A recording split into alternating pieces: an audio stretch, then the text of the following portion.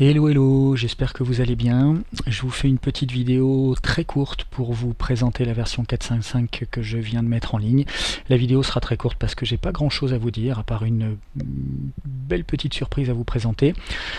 Tout d'abord, j'ai corrigé quelques bugs, dont un gros que j'avais jamais vu. J'ai également rajouté le gadget que je vous avais promis. Le bouton Shift est donc désormais utilisable pour déplacer les caractères 10 fois plus vite.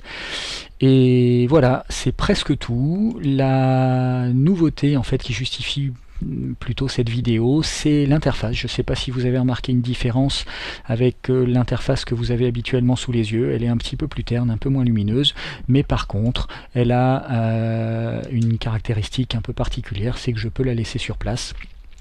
Donc l'interface est désormais utilisable en 3 dimensions. Le chantier de la 3D est enfin lancé pour préparer l'arrivée de la réalité virtuelle.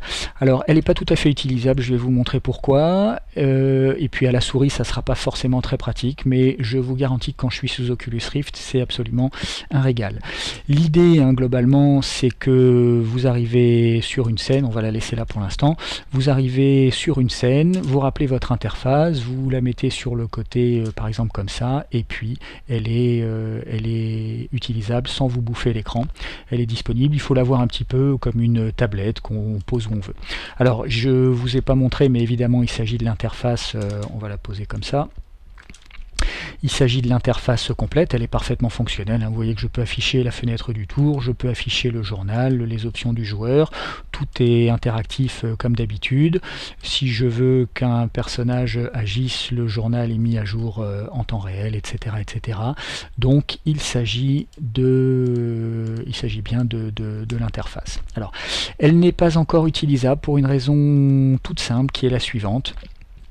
C'est que vous voyez qu'en fait l'interface elle est incluse dans un objet qui est un gros rectangle, et malheureusement même quand ce rectangle est transparent, transparent à la lumière, il ne laisse pas passer les clics souris.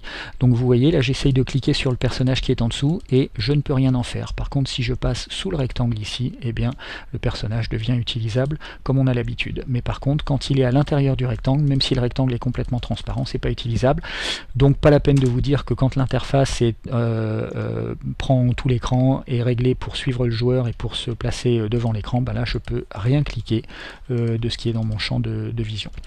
Donc voilà, c'est un travail en cours, on ne l'utilisera pas. J'ai oublié de vous signaler qu'il s'agit d'une option évidemment. Dans la fenêtre du joueur, j'ai rajouté une option qui s'appelle interface 3D. Encore une fois, je pense que demain soir et puis pour la suite, on utilisera plutôt l'interface en 2D à laquelle on est habitué. Pour cela, il suffit de décliquer le bouton qui est là et on revient dans l'interface à laquelle on est habitué. Voilà, voilà. Je vais la recliquer ici, on va la rappeler, on va réafficher le journal et on va la laisser sur place ici. Voilà, voilà, j'espère que ça vous a plu. On reparle de tout ça demain soir. Ça offre beaucoup de possibilités, évidemment. Savoir ce qu'on va faire de tout ça, c'est très intéressant. Faire une interface qui tourne et qui soit à la fois conviviale, agréable et tout pour la réalité virtuelle, c'est tout à fait rigolo. Et ben on reparle de tout ça demain soir. Voilà, voilà, bisous et ciao.